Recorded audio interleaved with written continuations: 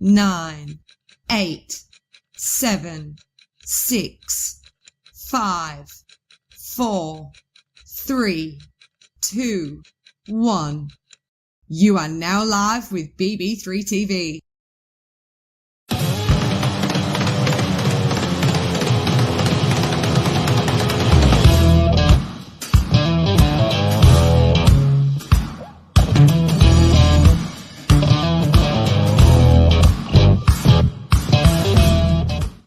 Hey guys, how's everybody doing today? Welcome to another episode of Hizzy's Place. Man, today we have an awesome show in store for you guys.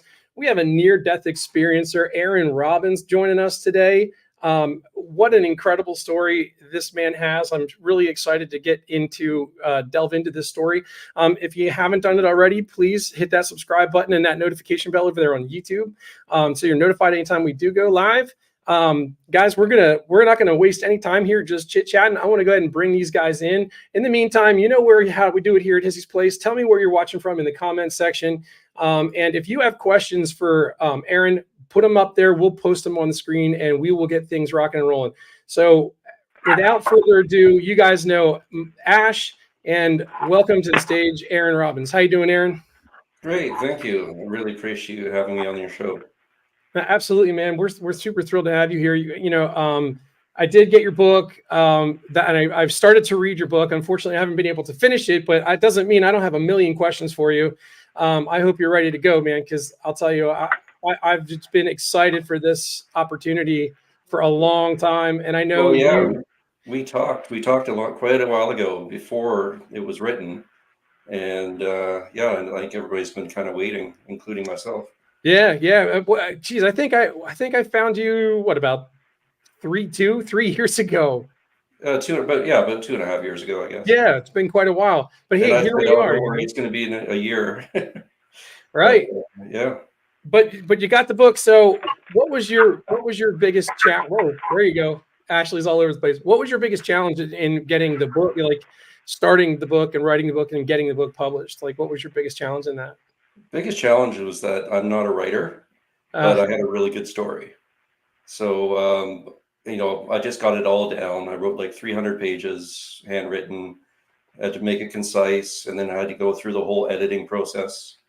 I had to research a developmental editor as well out of Chicago, get it sent off, and just refining it, going through the publisher, more editing, and plus, I guess writing it took quite a while as well, because every time I wrote it, I was like reliving the experience. And in a lot of aspects of it, that was really difficult.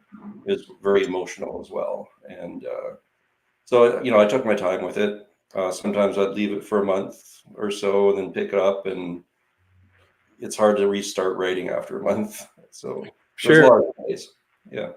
I've attempted authoring a book myself. I attempted a couple different genres. I went, like the science fiction route one time. And I still have the stuff. I still have it. But it gets to be overwhelming and it's hugely time consuming. If you're going to do something like that, you really have to be able to dedicate yourself to it almost 100% and just bang it out, because you lose track so quickly. At least I did. Mm-hmm. And it's like, I'd reread something. I want to put this in there. I want to go back. I want to put this in there. I want to go back and do this. And next thing you know, it's just like, oh man, I'm getting overwhelmed. And you need to step away from it. And then months go by, years go by. Yeah. You have to get the flow there too. What's that, Ash? I said that's what happened with my big person book. Yes. Big person book. Yeah. You're writing a kid's book currently, aren't you? I wrote it. Yes. I am currently in the process of trying to get it illustrated. Okay, that's right. We talked about that. You have to understand, I do have a terrible memory, and I'm taking medication for it. It's that serious, so bear with me. So let's get into this, Aaron. You were taking a trip to Cuba, all right, and it was just you and your two kids, your two young daughters at the time. Your wife was staying home. She had some business to take care of, and she needed to stay home. Take it from there. What happened? Yeah, it was cold weather where you are. In Canada, it's pretty darn cold in the winter. A lot of us like to get away. It was the right time to get away from myself and my children with their school. My oldest daughter was entering university in the next year. It was the last kind of opportunity to have a trip with them and kind of have that little bit of a fun factor with the family. So yeah, timing was right, finances were right. We got down to Cuba, and yeah, it was going really well. Really lovely trip, beautiful beaches, sunny weather, ice and cold up here where I'm from. But yeah, I didn't expect how it was going to turn out by any means. Just to give a little bit of background, this is doing a number of years ago. This has happened in 2018, but from 1997 to 2007, I was a mountain bike racer, a very extreme sport, and I was in the Pacific Northwest doing it. I ran a team, fully sponsored. I was in actually very, very good shape, and that could have been an issue. I found out later of, I guess, what happened to me. Um, I did not know that I had a condition called cardiomyopathy, which is a thickening of the heart. And I did not know. I must have had it from birth. And in those extreme conditions of racing, I guess stressed my body and my heart, and I believe my heart muscle stretched and created scar tissue on it. And because I was in such good shape, it masked a lot of the symptoms, I guess. And then after stopping racing, the symptoms started coming back a little bit more, like heart palpitations and that. And I just kind of ignored them because I was always in really good shape, and they would just come and go. Uh, Getting down to Cuba, it was hot.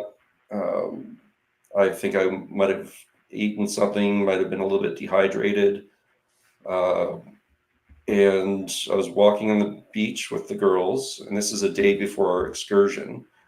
And we're having a fantastic time on the beach, looking in the crabs and the turquoise water, and it's just a beautiful day, kind of windy.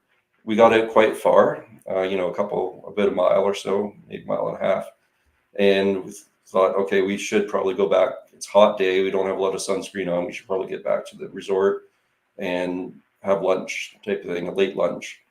So I started heading back, and I started getting winded, and that's not normal for me.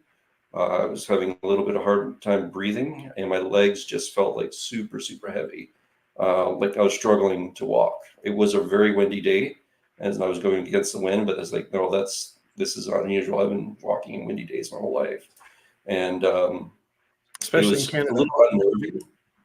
It was definitely unnerving. My kids were off, like taking off, having a great time, and they're probably wondering what's wrong with Dad. Why is he walking so slow? Old guy here. And I called them back, and by the time they gave back, I kind of regained myself, and I was feeling a lot better at that point, but still shaken. So I got back to the resort and just kind of took it easy for the rest of the day. I didn't go out much, didn't eat much. I knew we had a big excursion the next day, and I didn't want to push it. I wanted to have a great, fantastic day on the excursion. Um, got a good sleep. Next day was the excursion day. This was the day of, I guess, the NDE. It was a Jeep safari excursion. We went up inland, up towards the mountains, did some horseback riding, off-road in Jeeps. Um, After that, we're heading down for lunch in the city of Moran, and right around mid-central Cuba. Um, Great day, but then almost just outside of the city, I got a heart palpitation, and I had them before, and they would just come and go. But this one, it stayed a little bit longer, and it was feeling like a little fluttering in my chest. And sometimes I would just cough it out, give a cough and then it'd be fine and just go on with my day. This stayed and lingered. It would not go away. And it made me feel a little flush, a little worried. I felt a little more anxious at that point. And so I turned to my daughter in the car. I said, look, I think I might be having like an anxiety attack or something's going on. Don't know, but just to let you know, I might have to pull over. And she's like, okay, Dad, don't worry. And, thanks for letting me know, kind of thing. Turned the air conditioner on, tried to drink water, nothing would work. It was still there. And it was unusual. So the longer it went on, the more nervous and anxious I got. So we got just to the outside of the city, just entering the city. And I was all of a sudden started to feel a little lightheaded. I said, okay, this isn't good. I should not be driving. I don't know what's going on, but it's progressing and it's not good. And as we're just entering the city on the outskirts, my vision started getting like a tunnel vision and started getting some blackness around. And I thought, okay, I got to stop. This is dangerous. So I just kind of pulled and tried to find a spot in the city where I wasn't going to hit like a dog or a chicken or something and was able to pull over. And the emergency, there's like a number of Jeeps. And all I could do was just put it in neutral.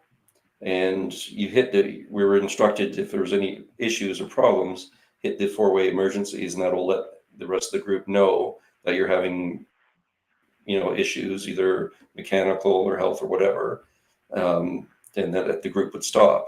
Well, I just put it in neutral, and I hit that emergency button, and I was out. The blackness just came in, and I was out. Couldn't see anything. And my daughter was freaked out. My foot went down on the accelerator. Luckily, I was in neutral. It revved up, but it was still rolling slowly. My daughter reached over and tried to lift my leg off the pedal. She wasn't strong enough to do it, but my daughter in the back seat, youngest, saw my skin all cave in, and I turned blue as well. And I don't mean to interrupt you. Properly. How old were your daughters, if you don't mind me asking? 11 for the youngest and 17 for the oldest. Okay. They were 6 years apart. So they're still minors. Right. And that was sort of a precursor to my near-death experience. But because after about a minute, I did come to. I did regain consciousness. And at that point, when I regained consciousness, people were all around the car. People were, my daughter was checking a pulse, and she was just about ready to go and give me CPR at that point. But I came to just before she was just about to jump out of the car. When I came to, one leg was out of the car, ready to run around and get me out. That didn't have to happen. I was a little shaken, but stubborn me. I mean, last thing you want to do on your vacation, having an amazing day, is go to a Cuban hospital. Not in the cards for me at that time. I was like, no way. Even after that, even after that wasn't like a big, maybe I need to go. It was big, but I tried to rationalize, saying, okay, it was just a palpitation, blood sugar or blood pressure drop or something. I'm feeling better now. I'm fine. Let's continue on. But the heart was still fluttering. So I didn't want to ruin the trip for all the other 20 some odd people as well. And we head to the restaurant, and the tour guide was excellent. She was fantastic. She offered to take me to the hospital, and I said, look, let's give it some time. And, I'm stubborn. Let's see how it goes. Maybe I'll feel better a little bit later. I don't feel like I was before. I've kind of recouped myself. But during the lunch, I just couldn't eat. I hardly drank anything. It was really tough to get through because my heart was still palpitating. And at that time, my daughter had gotten on the phone with my wife. She talked to me and she said, look, this isn't normal. You got to get it checked out. And I said, okay, fine. I'll do what I have to do. Man. Yeah. Stubborn man. I was extremely stubborn, and knowing that I said, yeah, I had to say yes to her. That was it. Because then if I didn't, I'd be in big trouble. So I said, got to look, answer to the wife, man. We all know what that's like. yeah. So I said, look, yeah, I said to the girls, I said, we'll head out once you're finished lunch. I went to the tour guy. I said, look, yeah, it's not getting that much better, so I should get it checked out. So we left to the hospital. Got into the hospital, had to walk in. I didn't quite make it because walking was a struggle at that point.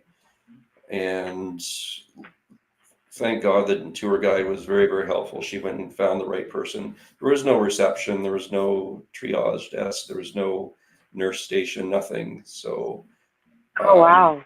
I couldn't, without her, I would have been just standing there not knowing what to do. So she actually took charge, and she got the right person that I needed, somebody with an EKG machine, or ECG machine, and got in there. They took a reading, and the look on this lady didn't speak English. The look on her face just kind of said it all. She just looked at me, kind of shook her head, like, he's done. Nothing we can do at this point. And she explained this to my tour guide to interpret, and she got all worried and upset. And she was like, "Are you feeling okay?" And it's like everything escalated. And she said, "We have to take you up to the foreigners wing." I'm like, okay, let's do that. Let's get something going here. What I didn't know was that the reading that came out, I have the reading, they gave it to me, and it's in my book. Image of it is that my heart muscle had actually stopped. My heart was beating at 225 beats a minute. Wow. And I'd been like that for over an hour. And Oh, my the God. heart muscle itself had actually stopped. And the only thing pushing blood through my body at that point were the ventricles opening and closing. But the heart wasn't pumping. That's And insane. so I was kind of like the Walking Dead at that point, literally. So got me up to the foreigners wing, and it was a different story with the foreigners wing. It was very nice. Hospital we had to go through, it was pretty rough looking hospital. Got into the foreigners wing. Nurses were in white uniforms, and nice painted walls, and it looked like a nicer environment for sure. But got in there. Nurses were in there. I threw up a couple of times. I guess I was quite nervous, and my stomach was upset. I didn't know what was going on. I was sweating, and doctors came in, and at that point they ushered my daughters out of the room, and the tour guide. They were all there with me. It's actually kind of funny. After I threw up, my youngest daughter, she said, and she came over to me. She says, "Are you feeling better now, Dad?" And it's kind of funny because when they were younger, if they were sick, we always say, "Well, maybe if you throw up, you'll start feeling You better. feel a little bit better. Yeah. Feel a bit better. Your tummy will feel better." And there she was. She came over and said, "Are you feeling better now, Dad?" And I had to turn to her. I said, "No, I'm sorry. I'm not." My heart was still palpitating at 200 whatever beats a minute at that point. Anyway, doctors came in, issued my family out, and they moved. I guess I don't know where they took them, but found out afterwards they took them to the next examination room beside where I was. When they left, the doctor, they knew what was happening. They're very well trained, those doctors. They were trained abroad. They were very knowledgeable. So he knew exactly kind of what was going on. They said, "Okay, we have to examine you now." They took off my watch, my rings, my shoes, and everything. And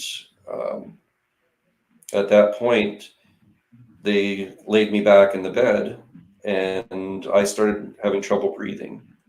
And so things were starting to escalate. They put oxygen in my nose as well to help me breathe. But it didn't seem to help at all. I could feel the air blowing, but still my body, I was having trouble. and things were escalating. So I was getting a little bit more nervous, like, okay, this has never happened before. This is a new stage that I haven't experienced before. And so I was nervous at that point. Lying back in the bed, I'm looking up, and all the nurses and doctors were around the bed, and they're trying to find a pulse. The doctor, you know, he had like meat cleaver hands, very large, and a lot of pressure, a lot on my neck and on my wrist. And I was just there looking up at all of them around the bed, and they started going blurry. So my vision started going blurry, and their outlines became faded. And just at that point, right behind them from the far end of the room, this really intense, bright white light just exploded in the room, and the light completely engulfed the room. In an instant. So this happens in an instant. In an It instant. wasn't like a tunnel. There was. It wasn't like a tunnel, she said. No, it was like an explosion of white light. So Wow. you're fully conscious, like you're actively dying. You're actively dying, and you're fully conscious through this entire process. Yeah, I should touch on that actively dying part, because I fully conscious, I can document how that felt. And I kind of miss this. When they had my hands, like looking for a pulse and everything, I started feeling numb at my extremities. So the ends of my fingers and my toes, that numbness started creeping up my arms and up my legs. I just lost all feeling. And that feeling kind of crept up. And before it got to my chest area, like I lost the feeling of his hands. That's when the light exploded in the room. And then I was just blinded by the light, you say. So I was just in the sea of white. I couldn't see anything anymore. Like it was like a snap of the fingers, like boom. And I was, I couldn't see anything except white.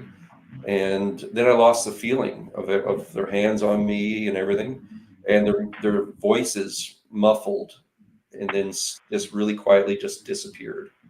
So it was quiet, no feeling. So it was kind of like really peaceful. At that point, I was scared because I've never had that happen before, and I can't see anything, and I'm in the sea of white. And then I felt my chest start to slow down, like the breathing. And at that point, I was scared, and all I could do, being of Christian faith, is just say the word Jesus. And I just said Jesus out of my mouth, and I could only say Jesus 3 times, and then my chest stopped, and then I had no breath left, and I stopped breathing at that point. The last thing I could feel were my lips, and I had bubbles coming out of my lips, and I thought it was kind of funny, how you blow bubbles in milk or something, and it was kind of that feeling, and I thought it was kind of humorous.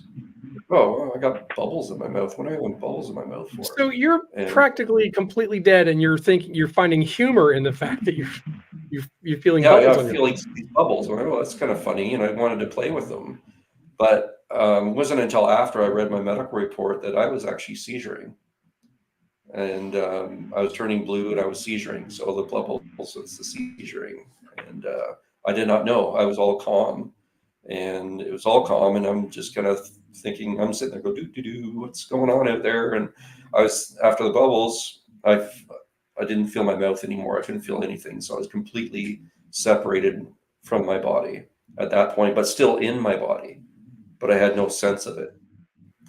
And I was sitting there going, well, I hope they're doing something to help me. They got to be doing something, maybe, hooking me up to machines or, doing something, because I'm alive, I'm conscious, but I can't see or feel anything. So they just got to do something to help me. I found out later they didn't. But anyway, I'm in that quiet white space, and this is where it gets really strange and hard to explain. And I did separate from my body, but there's 2 timelines, and I'll go off on one timeline, but my spirit kind of went in two different directions, like two different timelines, two different things happened simultaneously. I'll go through one and then the other, because eventually they looped around and it met again. My spirit met again, and that's closer to when I met God. And but my first timeline is I'm there in the white space, wondering what's going to happen next, and I feel this gravity, this pull, like almost like you're on an amusement ride, and this pull, and it pulled me out of my body pretty much. And if you read and know about any other near-death experiences and stuff, some people, they come out of their bodies and they're in the room, they float around and they can see what the doctors and nurses are doing. They can describe things in the room, all that kind of stuff. Mine was very different. I guess my soul really wanted the heck out of my body, because I shot out like a cannon. And Really? like so fast, like just like it was like boom, and I was up in the upper atmosphere. I was, colors were flying by me, looked like, stars in a way were around in my vision. And I was rapidly moving above the earth. And it was that point that I realized, and I said to myself, wow, I just died. And I had no sense of my body whatsoever. And it was like a release as well. What was that realization like for you? So were you conscientious enough to be like, holy crap, I'm dead? Yeah, pretty much. Like, it's just coming to that realization, like, wow, like I just left my body, like, because it was gone. It was gone. And I was in someplace completely different.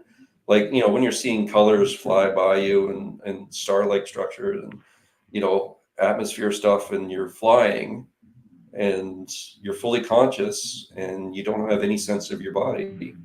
I knew I left my body, and it was a freeing feeling, but it was a realization, like, wow, I just died. Like, it wasn't me. Got a question from you for you really quick, and I apologize, from TikTok. He said, "What did the release feel like?" He might have missed it, Purgatory.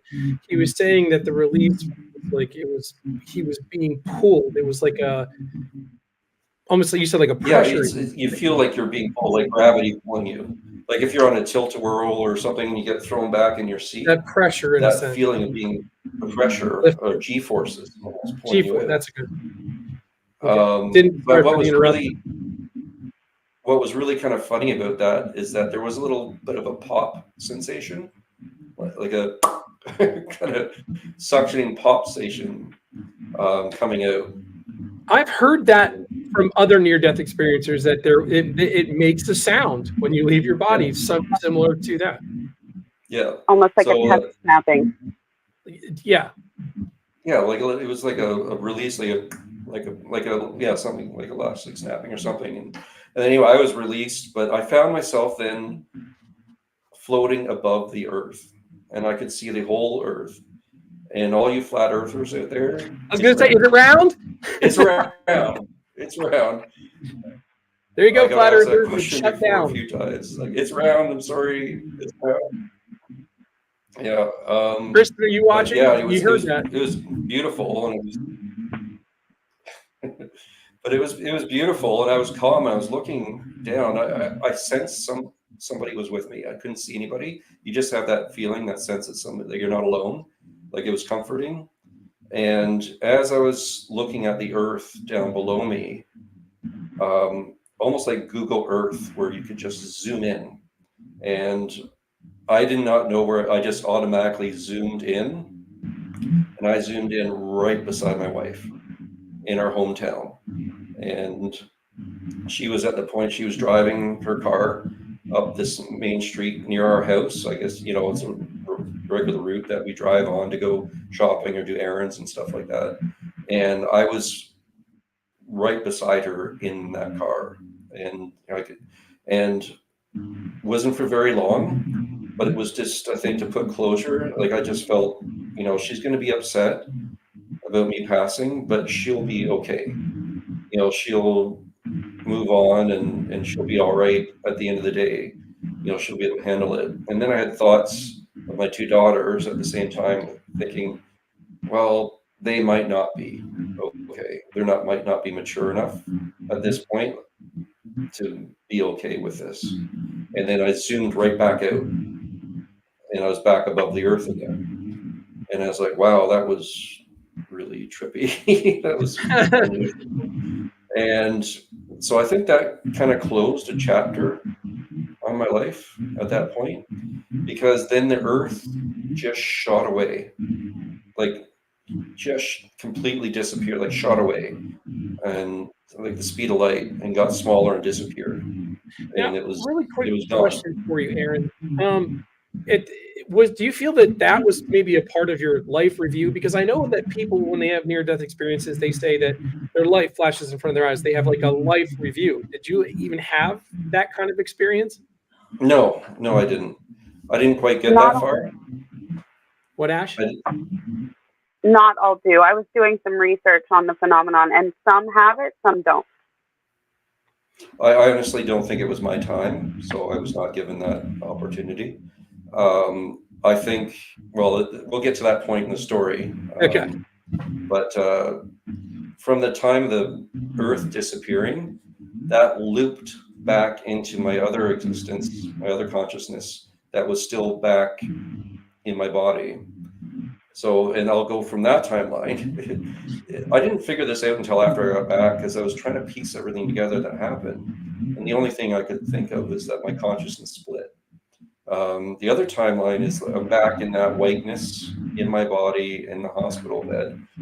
And that whiteness started to slowly move. It started like just to slowly kind of move, and then started changing hue to a golden hue color all around me. And then it morphed into clouds. And all of a sudden I'm in these golden, beautiful, gorgeous golden clouds billowing around me. And I believe that's like the tunnel they talk about. Mm-hmm.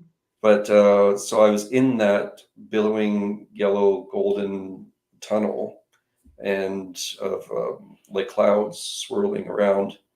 And that's when I was there, and I'm wondering, okay, that's really weird. It's a really beautiful place to be in, but this is unusual.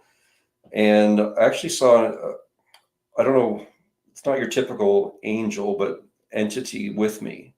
And it was behind those clouds.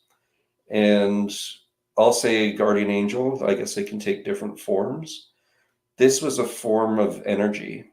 It was like a tear-shaped energy with radiant, but there was a swirling color in the middle, swirling around like a marble, and it was moving. And it was colors of like red, purple, blue, and like a mercury chrome, like liquid chrome, and it was all swirling around. And it had this energy field, light field around it. And it was in behind the clouds. I couldn't see it like 100% crisp clear because it's kind of hidden. And all I could think is like, wow, aren't you beautiful? Because it was gorgeous what was happening, swirling in the colors and everything. And then it reacted, and it started moving across, and then it just slowly went on and disappeared. And then I was by myself again. And I thought, wow, that was interesting. I didn't ever feel alone. I was able to kind of look, I guess, to my left a little bit, and then it was like space. There were stars, and it was darkness and space. And all I could feel was this incredible peace. So hard to describe this peace. It's like every single worry, every single responsibility, everything was completely gone. And you say peace, but you don't really know it. It was actually physical feeling of total 100% relaxation and peacefulness. I didn't have unfortunately, I didn't have my family to go back to, but I didn't have my job to go back to, didn't have any pains. I didn't have any worries, like nothing on my agenda by any means, nothing pressing. It was just so incredibly peaceful. And it was so peaceful that it actually made me laugh. And here I just died, and had this traumatic experience, losing my family. But that peace was so beautiful that I actually laughed. And you know, that euphoric feeling of euphoria that Yes. some people you can have, but that euphoria, it kind of comes and goes, like peaks and valleys. Like you have this euphoria, then it goes away. This euphoria was just up and it's building, and it just never stopped. And you had this Oh, wow. beautiful feeling, and that's what made you laugh. Like, you know, how can you not laugh and enjoy it? And that's when I was in that moment enjoying this peacefulness. And I was like, and I said to myself, I said, wow, how long does this last? How long is this going to last?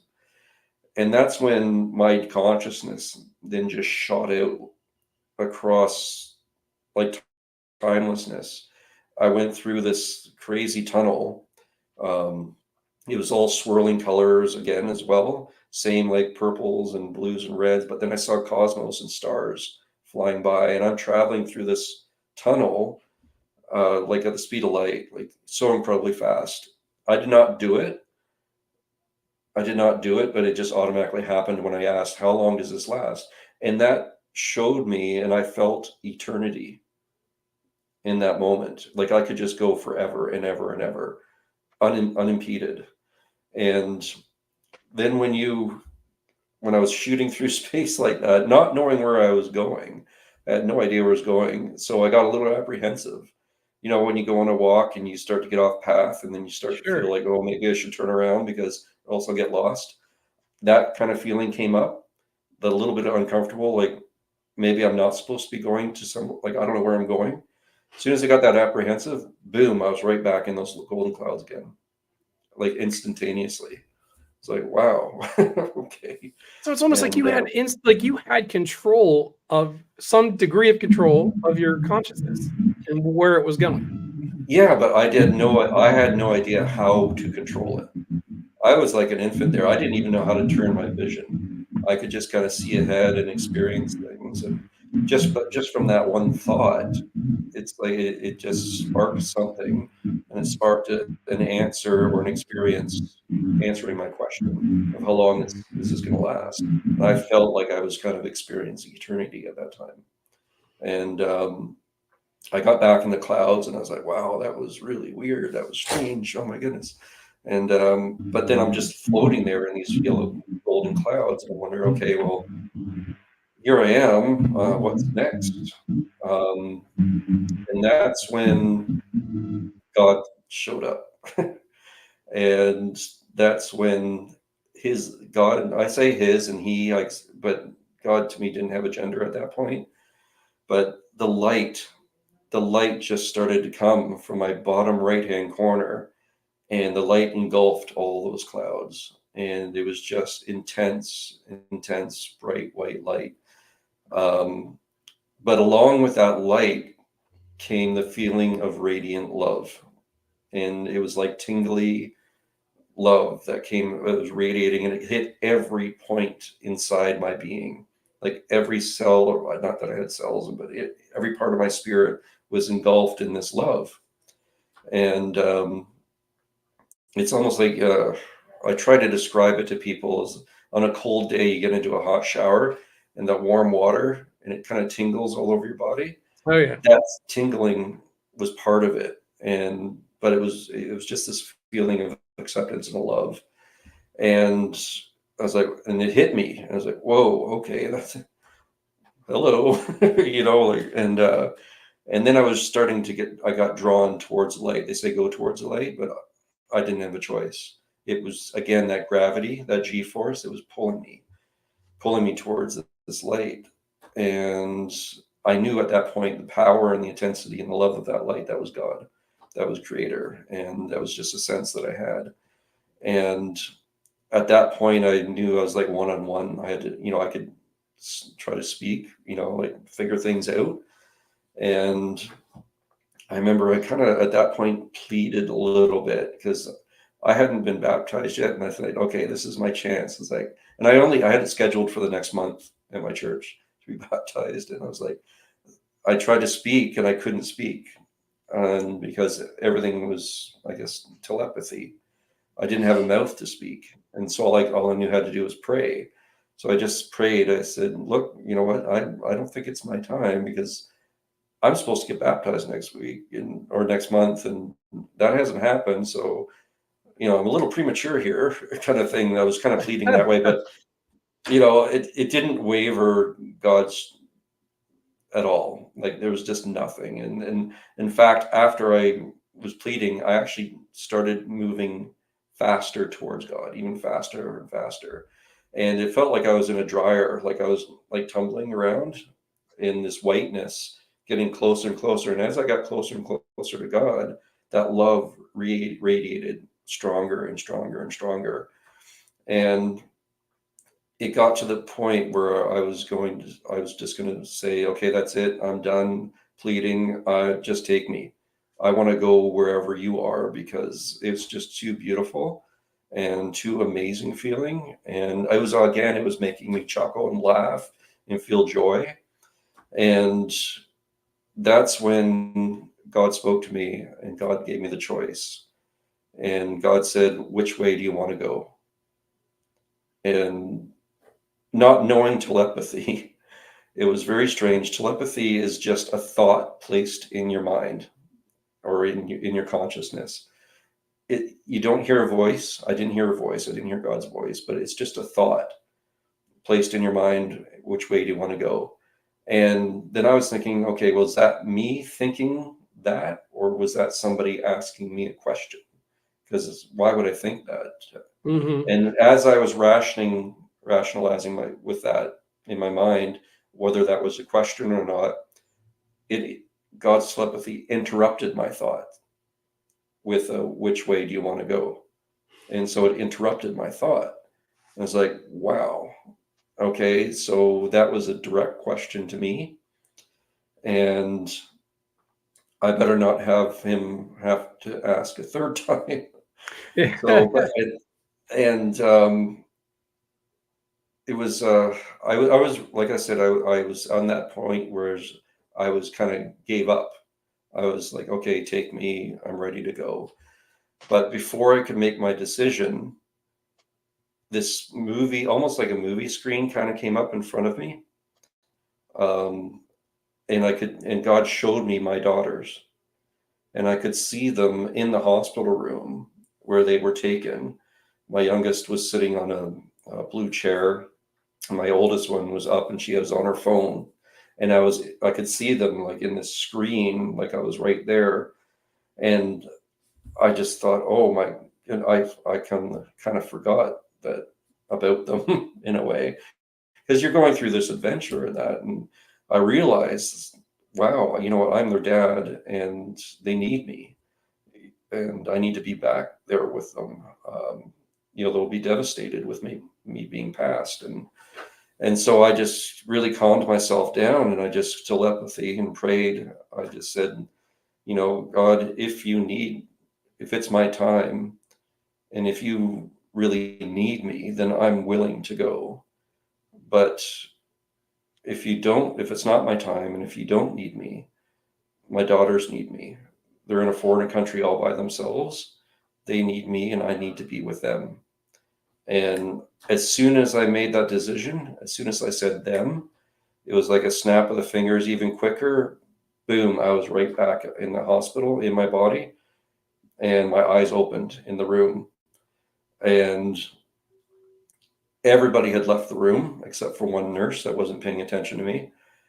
All the lights were turned off, and it was dusk out. I went in the hospital at 3:30 in the afternoon, and it was dusk when I opened my eyes, because they didn't have any lights in the room, and it was all windows along one wall, and it was like that kind of dusk gray hue. So it was like early evening at that point. So I don't know how long I was gone, but long enough. I turned to the nurse and I went, "Hola," and she just about jumped out of her skin. Oh, And, so they'd written you off. yeah, and what's amazing is that they did not resuscitate. I got my medical records afterwards, and the only way that you can survive what I survived is to have CPR until they can get a defibrillator and reset the rhythm of the heart. That's the only way you can survive. and they didn't do either. So they thought I was too far gone. I was lost. I was done, and so they just left me. When I got back, and my doctor here in Canada at my local hospital, he saw my medical records when I passed it over to him, and he said, "You are a miracle." He said, "If you were in my care, even with our technology and our modern hospital and our expertise, I would have given you a 0% chance of living, Wow. even with our medical stuff." And so he said, "You are a miracle." He said, "You have purpose here, and God has something in store for you." And See that was that validation. That was that validation for me, and that was the first time I cried in the whole experience. And yeah, then my book, I go in afterwards with my hospital experience, and there was a lot of anxiety there in that hospital because I knew they left me, um, without resuscitating. And I also found out that they also get paid more money for a dead body than a live one. Oh You my know, goodness. and they were secretive about my condition. They did not. I got fake calls from the Canadian embassy towards my minor daughters. Got fake calls, and they were not releasing. They didn't release any medical records, and they were being very ambiguous with my wife about my condition. They weren't being straightforward, and eventually she flew down to get my daughters because they were going to pass them off to some stranger to take them back to the resort, and she's like, "Nope, that's not happening." So yeah, there's a lot in the book that goes in afterwards like that as well, and my recovery. And there was a couple instances when I got back, some spiritual stuff that kind of happened as well. Yeah. And do you want to touch on any of that, or you Well, want to I kind can of? go if we have time. I don't know. I'm not Oh, going to we've block some we've time. got some. Yeah, we've got time. Yeah, Okay. absolutely. All right. Yeah, actually, after I got back, I did have a surgery for my condition. I had an ICD implanted in me, a defibrillator, and that. And I was at home recovering, and that was very shortly after being home. Um, I was. This is kind of. I don't want to scare anybody, but uh, in that dream state, I would found myself being attacked by genomic demon entities, kind of thing. I Really. think they were angry and upset at how close I got to God and knowing the truth about life after death and the love that He has for us. And I think they were trying to punish me for that. And in the dream, I actually felt physical pain, like slashing and of my skin, and I couldn't wake up, and it just getting worse and worse. And there, more and more were coming onto me, and all I could do was, again, I mean, I just surrendered. I said, I just called out to Jesus, and Jesus descended into my dream. It was in this sort of Egyptian cavern, like hieroglyphs around, and there was lava there as well. And Jesus descended into the dream, and again, just exploded white light in this room, in this chamber, and completely engulfed it in this white light. And I woke up, and I was shaking. I was like sweating. I was shaking. I was like, wow, but I was out of it at that point, out of that situation. Um, and then again, another couple nights later, again, in another dream, there was this demonic entity trying to entice me and stuff. And then again, it started hurting, slashing as well. And I stopped it because I felt I knew what was going on at that point.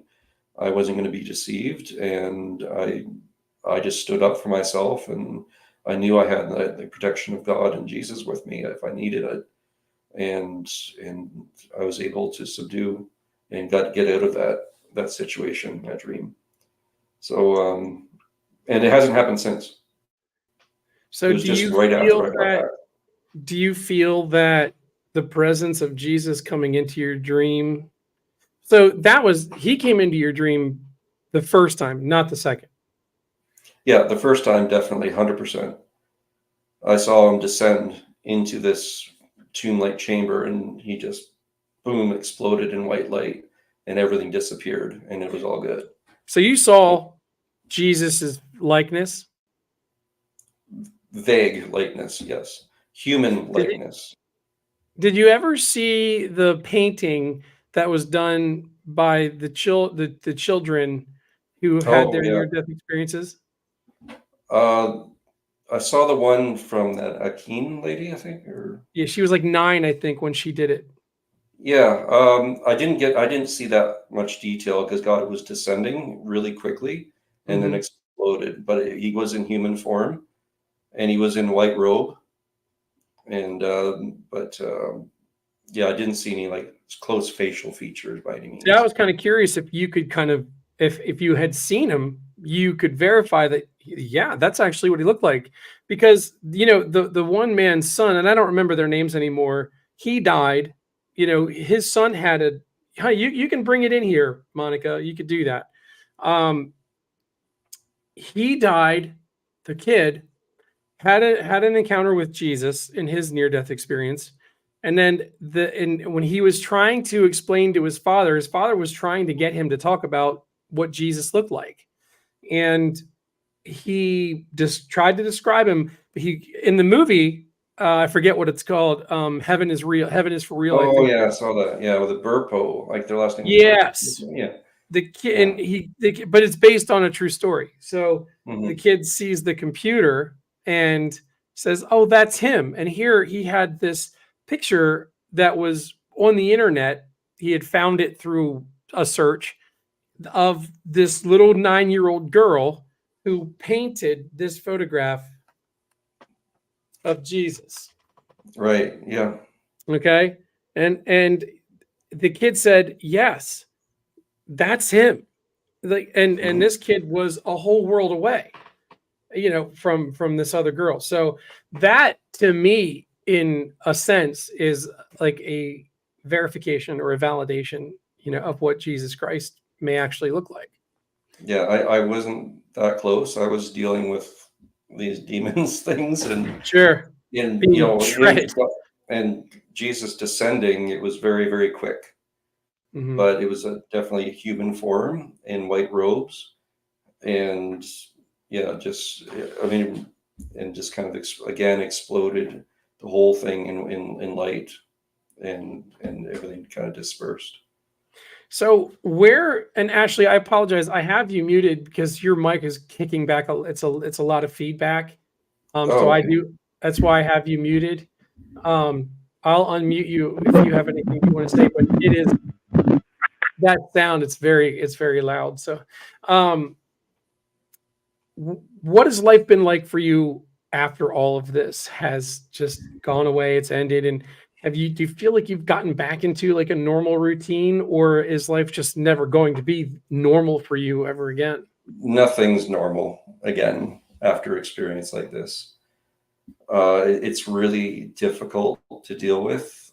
Many times, when hardships come up, I think to myself, wow, I had the chance not to be here, had the Hmm. opportunity not to be here and deal with this, this life. I mean, you know, my heart, it wasn't healed. I mean, it's doing extremely well for people in my condition. It's doing extremely, extremely well. But there are still hardships, and Sure, there is still sacrifice with me sure, being here physically. Um, I can't be mountain biking anymore by any yeah. means, and my activity level's gone down, and I'm dealing with the medications and stuff, and changing careers and I mean, it's a struggle here. It really is. And after you feel And that kind of love and peace, it's like, man, why did I decide to come back? But of course, exactly, selfishly, I do think that, but then I do know that it was the right thing to do. And God would not have shown me my daughters if it wasn't the right thing to do. And absolutely. and I also feel bad because in that moment, you're ready to move on, and and Earth disappeared, and your life on Earth and everything was gone and was no more. But I did not know I still had a chance to go back. But God was thinking not just about me, but He was thinking about my family. And so he was a real father figure and thinking about my family where I wasn't. And so it was, felt a little guilt about that being a dad, But you didn't know, and I you didn't even know. said at that point you had kind of forgotten, that wait, there's actually still a life back there. You were so engulfed in the love and that experience. I mean, so it makes complete Yeah. sense. I got a question from TikTok. A gentleman wants to know: did the demons have any kind of form when you were seeing them in your dream? Did you just know that it was a demonic presence or presence, or could you actually see a demon? No, they were like small human form, Oh, but I couldn't see details per se. But they were definitely like a smaller, thin human type form, okay, but not of, interesting. yeah, they were not, but smaller stature than what I was. Okay, interesting. So here you are. You've got you had this near death experience. You meet God. I mean, what kind of an experience? And then you have to come back to this life, and now you're just like, is there any part of you that is almost real eager to get back? I'm yes and no. I know I'm still supposed to be here for a purpose. Um, but I'm just waiting. But I don't want to go against God's will. Um, and I'm just waiting for the moment. When the moment happens, I know I'll be fine. I know it'll be a positive thing. Yeah. I mean, So I that don't takes think away your anybody, fear of death completely, doesn't it? You have absolutely zero fear of death at this point. nobody likes the thought of death, and I don't like the thought of having to go through that again, like that initial fear and anxiety leading up to my death. And but what comes after is so rewarding and so amazing that it's also something to look forward to now. But Hmm. not I don't wish it to happen. I'm not, it's not like that. But I know that when it does eventually happen, that I know where I'm going. I have a sense that there is love and there is peace there, and that life does continue on. Eli said on TikTok, "Stop looking for your purpose. It is hers you will build." I'm not sure. I'm humoring you. He said just humor. I'm not sure what he means by that, but stop looking for your purpose. It is hers you will build. I don't know what that means. I humored you. Um, Do you know what he means by that? no, I purpose. Your purpose can be as so simple as just loving others, or it could be as simple like growing up, I wanted to be this famous artist and this amazing award-winning mountain biker and all this, all these great things. But in the reality of it, your purpose can be just as simple as being a good parent and bringing up children in love or something like that. Mhm. Do you feel that changed the I, way you loved your family? Like, I mean, we all, as parents, we love our kids. We can say that. I love my children, and they frustrate us. That all this stuff that happens. But do you feel that having experienced that next level of love, that it actually changed the way you love people now and your kids um, and family? I've always loved my family dearly, and so that hasn't changed. Um, but compassion for others, definitely. I'm more compassionate towards others, more tolerant. Um, and yeah, that definitely has changed a lot. Right. And See, I mean, that's on all of humanity, like, yeah. um, you know, yeah, definitely has changed. Compassion towards others, empathy. I'm much more Yeah. empathetic as well towards others. And that. If you could impart upon the people listening right now one thing, what would that be from, something that you learned from this experience? What would you say to these people here listening?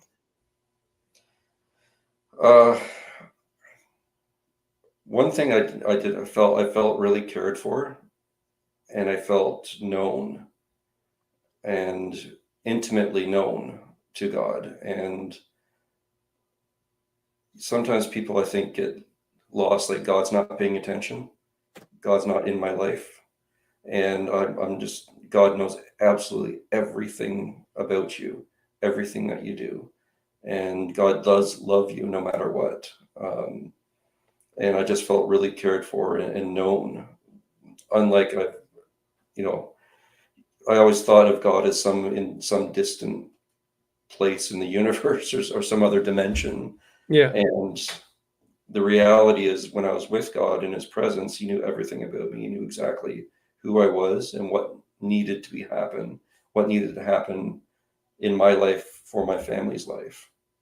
And also I felt God's authority as well, as an authority figure, not to be messed with. Oh. And going back, Ash, to your question about life review, I just with the life review, I didn't quite get that far, but when I was with God in his presence, that there's a real knowing of right and wrong, and you just know it, and there's no BS, there's no bullshitting around it, that there is a right and wrong, and you know it. You automatically know it in that space, in that presence. And so people always fear the judgment of God. God, I don't think, judges, but you're able to judge yourself because you automatically know right from wrong. So maybe that's kind of how the review works. It's really your knowledge of knowing what you did wrong, but it's not necessarily God opening the book or playing the videos and saying, "Look what you did." You just know when you get there. Well, I know even if there is a review and you're watching a review, you know yourself right from wrong in that moment. And so I don't know if judgment is the right word. I think you judge yourself knowing that, because there was no messing around at that point with God. And he was such an authority figure in that moment and had 100% control of you, but you felt loved, and there was no swaying the right and wrong. It was pretty black and white. So Rob on TikTok says, it sounds as if when these experiences happen, maybe God sends you back to teach and spread love. Maybe that is part of your purpose. Possibly. I did pray about the book and whether I should write it. And, I got a real sense of the Holy Spirit with me on that. Even though I'm not a writer per se, I did push through and get it done. But I think I'm here, to help, people around me and help support my family. And beyond that, I don't have any grandiose ideas of purpose of being the best or the most famous at certain things anymore. If it happens, it happens, but there is a greater purpose. Absolutely. Good. Have you met any other near-death experiencers having since, put this book out, or having since had this experience? Have you sought out other near-death experiencers and had any kind of a conversation or dialogue with them? I've read books, and on, channels like this, on podcasts and stuff, I've listened to a lot of accounts, and a lot are very similar to what I went through. Everyone's a little bit different and more, possibly catered. But one important thing I want to say is that people talk about manifesting and stuff. And my experience was so out of the realm of what I expected death and meeting God would be. From a Christian background, I was expecting something completely different. So from my understanding of what death possibly could have been like, it was completely different and foreign from what I went through. So there was, I couldn't have imagined even scratch the surface of what I went through before I went through it. So it's interesting that you bring up manifesting, because I am somebody who firmly believes that the law of attraction exists. I think that there's energies out there that we can't even begin to imagine, and you've experienced some of that. And I do believe that you get back what you put out to a certain degree. How do you feel like because you mentioned the word specifically, manifesting? I think manifesting is, to me, when I'm using that term, is that I manifest my experience myself. I guess, like, if you have a certain innate idea of what's going to happen, or people say that if they pass and they're Buddha, they're going to see Buddha, or if they're going to see Muhammad, they're going to see Muhammad, or all these different religions and that. What I'm saying is that as a Christian man, and passing and dying, what I experienced was not what I thought it to be typical. Gotcha. So I have a bit of a question. As you said, a lot of people, they see kind of what they're expecting to a point. Do you think that perhaps God kind of shows himself in ways that make sense to whoever he is interacting with in that moment, so that they recognize him?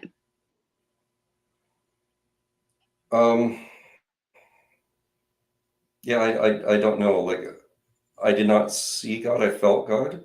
I couldn't see God. God was light, intense light, and love, and feeling, and emotion, and all that with it. Imagery I meant wise, like in the experience you had after you had the near death experience, when the energy came down into the cave. okay, well, you're talking about when Jesus came into the dream. His dream is what he was talking about. Yeah. Yeah. Well, I did not. I wasn't expecting that to happen, and I could not see any type of facial features or whatever. But whether it be Jesus or whether it be an angel, I don't know. But it was powerful that it drove those demons away.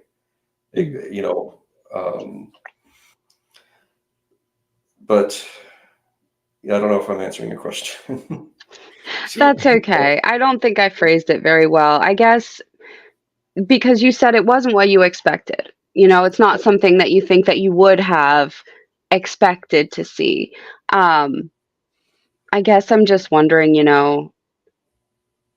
it's hard to verbalize, but maybe they appear to us in a way that it makes sense in our minds. Like, I don't think that we would be able to look upon a figure like that very easily, but I guess they make themselves known in a way that makes sense to us. What's what we're familiar with, and that's what Rob said. It's what we are familiar with, maybe our relationship with God, what we personally expect him to. That's what I'm saying. Like, the image projected, the feelings projected, like the thing that you feel, that is who this is. Like, it probably comes across to each individual in a way that is most familiar to them, which would explain some of the differences, I think. But you have to keep in mind too that Aaron even said that what he had expected is not what happened. So exactly. Like, I'm saying, like, the thoughts projected, the feeling that is given. There's no way I could ever have described the feeling of peace and love that way. It's just inconceivable here. It doesn't exist here. That's why so many people, including myself, have trouble describing it. We can't do it justice, and because it's just something that doesn't exist here, and there's no way that you can consciously get that magnitude in human form here on Earth. Another thing is with that entity that was behind the clouds, I had never seen anything like that before. And I think it was, possibly guardian angel or guardian or angel type, Could it be a being. spirit guide? And the sphere, with the colors and floating around it with the energy field, and it's like I could never have imagined that. And if somebody said draw an angel, that definitely would not have been it. what I would have drawn by any So means. on TikTok, a gentleman said, "I just hope I see my grandma when my time comes." You didn't see anybody, like you didn't see anybody that had gone before you. You didn't feel anybody's presence that had gone before you, like family members or anything to that degree. Not in Or that maybe you moment. didn't get that far. I didn't get that far. I think I was on the cusp of that far. And if I had been adamant and, if I said, God giving me the choice, if I said, yes, I'm done with Earth and, forget that place, forget it, I'm moving on, then I'm sure I would have had family there. I truly believe that. I've had dream visitations of ones that have passed in my life as well, and very profound and experiences that way. I just have one more question for you. Religions, in a general sense, you've got all these different sects of religious groups. You've got Jews, you've got Christians, Catholics, you've got all Pagans. these. You got well, right. You have these different groups. Do you think that what you felt and experienced falls within a category like that, or it just encompassed everything? There's no sense of this is a religion or anything. Do you understand what I'm saying? Yeah, I didn't sense any religion where I was at all. I did sense a lot of what the Bible teaches and what Jesus teaches about love, acceptance, and forgiveness, and thinking of others. And, that was encompassed in my experience. But, I didn't have to explain, to God that, hey, I'm Christian, or I'm Catholic, or I'm Protestant, or, there was none of that. That just didn't exist there. So it was, when I was in the presence of God, it was very much one-on-one, and I felt very alone with God, and I didn't feel any judgment or criticism about anything, and I just felt very attached and, I guess a oneness, because God was like all around me and through me, and it was very closeness as well. And when I was in that moment, it was just him. It was just him and I, and very personal experience. But as far as religion, I don't believe in religion per se. There's no religion there. Is that something that happened after the near-death experience? Because you said you were a Christian for the most of your life. Yeah, for most of my life, yes, absolutely. So would you now say that you're not necessarily a Christian at this point? You're just you and God. I'm a follower of Christ's teaching. That's where I am. Okay. And that's where I'm most comfortable and what works for me. Yeah, I've often said it on my shows, and I know it's cheesy line that comes from a movie. If you've ever seen the movie Stigmata, okay, but in the movie they say the kingdom of God is inside you and all around you. It's not in mansions of wood and stone. It says, "Lift a stone and you'll find me. Split a piece of wood and I am there." That I always felt was exactly the way I feel about my relationship with Christ and God. I don't need an institution between me and him. I just feel that God is everything. God is love, and God is everywhere. And I feel like your experience kind of just solidifies that for me. Yeah, you really hit the nail on the head there, where God is within everything, and everything I see, especially in nature, reminds me of God, and I feel it, God's presence. And I do feel God's presence from time to time, usually in solitude in nature. I do. And that feeling of that love and that presence, it's a minuscule amount compared to where I was like with God, but it's still here. It still exists in this plane, in this dimension, in this world.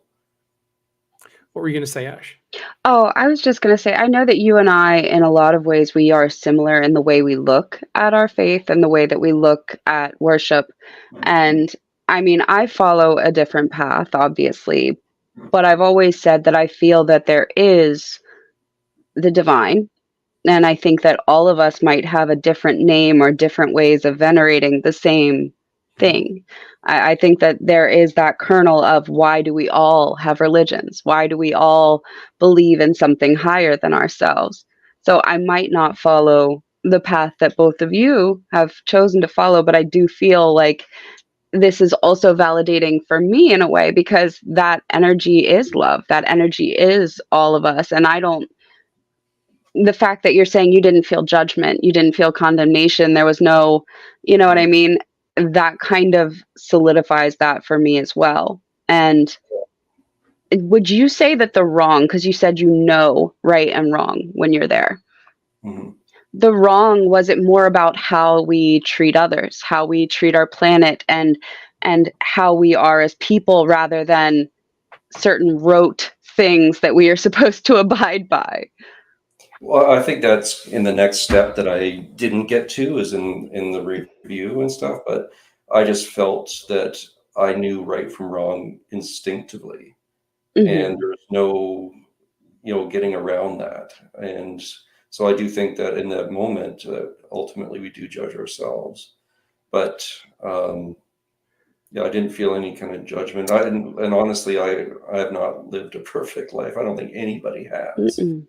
Um, Let What does those that even without look like? sin What does a cast the perfect first life even stone. look like? yeah, and one thing that's important to know from the Christian point of view is that when Jesus died on the cross, that he died for the whole world, for everybody. He didn't die just for Christians, you know.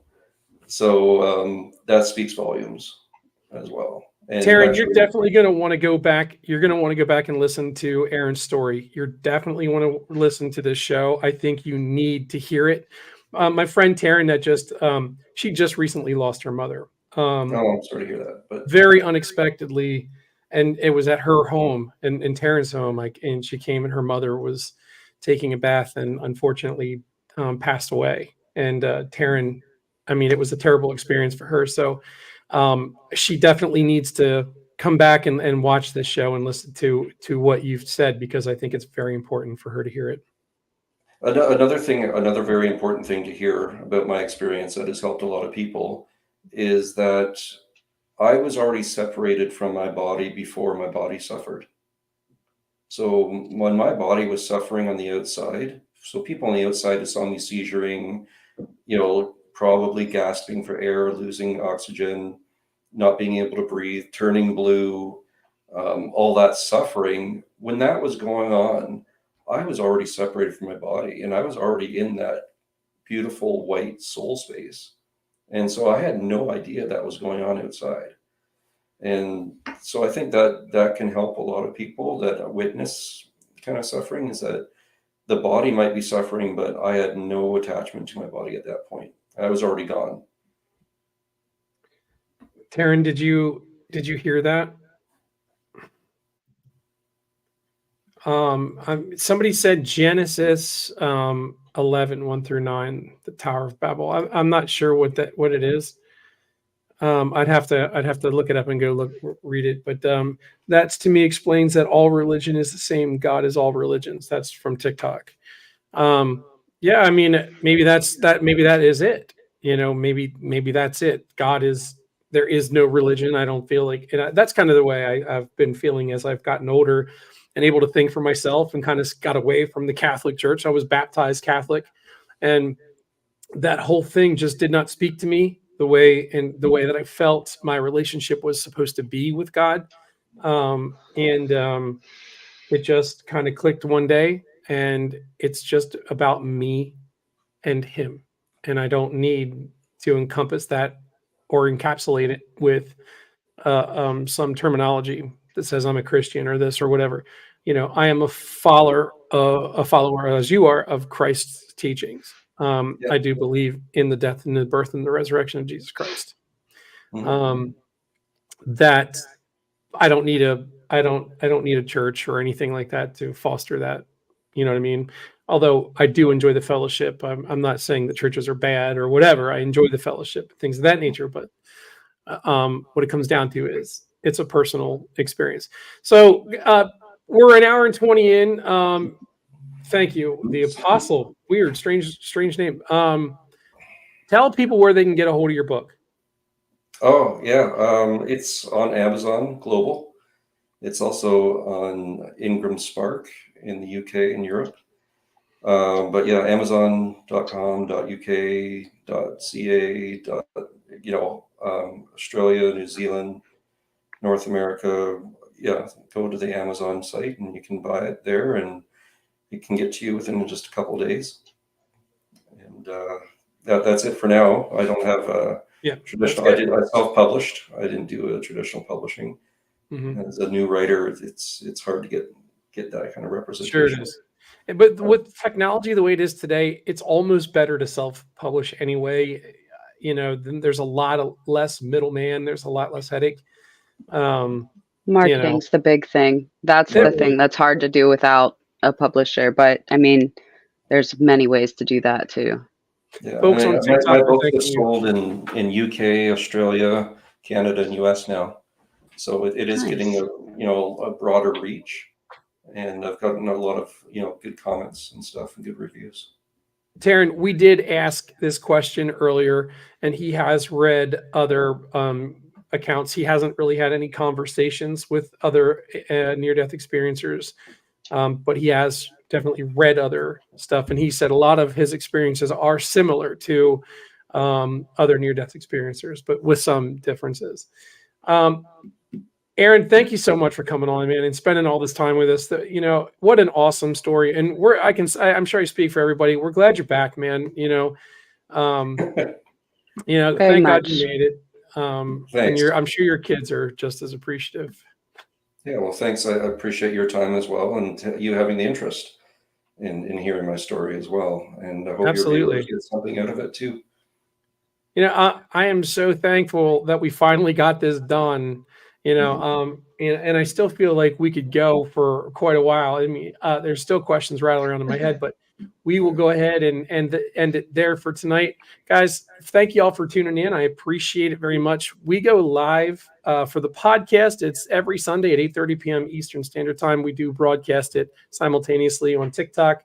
I go live 8:30 p.m. Eastern Standard Time, Monday, Wednesday, and Friday. And where we just hang out and listen to music and just kind of chill and vibe. So thank you all for all your support. We appreciate it. Come back next weekend. We're going to have a great show for you in store. Just stay tuned. Ash, again, thank you so much for being here. You guys can stick around for a second, and we'll call it a night here. See y'all soon.